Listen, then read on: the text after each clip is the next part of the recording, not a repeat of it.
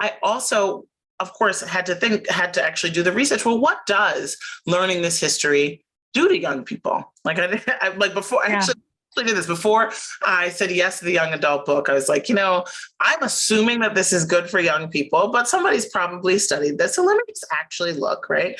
And as it turns out, reading fuller, more social justice oriented or just more accurate history of our country makes for more cross-racial empathy, for more positive among white students. It makes for more empathy and more positive views of people of color.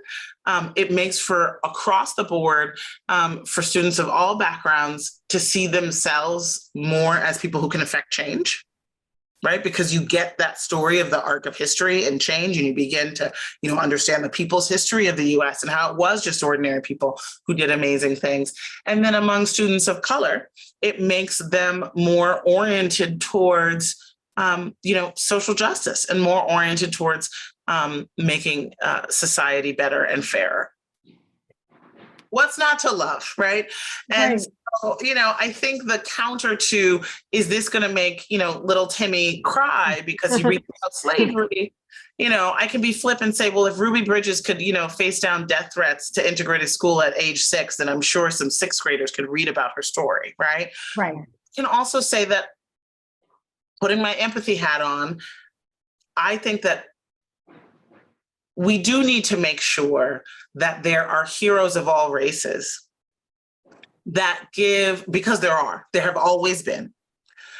And that's not to say that it was a white person who was leading the civil rights movement, right? We don't need to be crazy about this.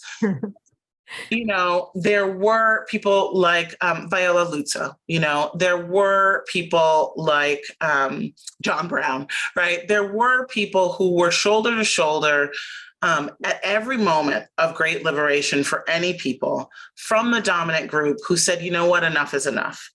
I actually think it's really important to tell those stories. And of course, you don't understand their bravery if you don't understand the context of the racial terror and the slavery. But I do think it's important to give white students today a sense that they can choose to be like the Freedom Riders, right? And not like the white kids who were yelling at Ruby Bridges.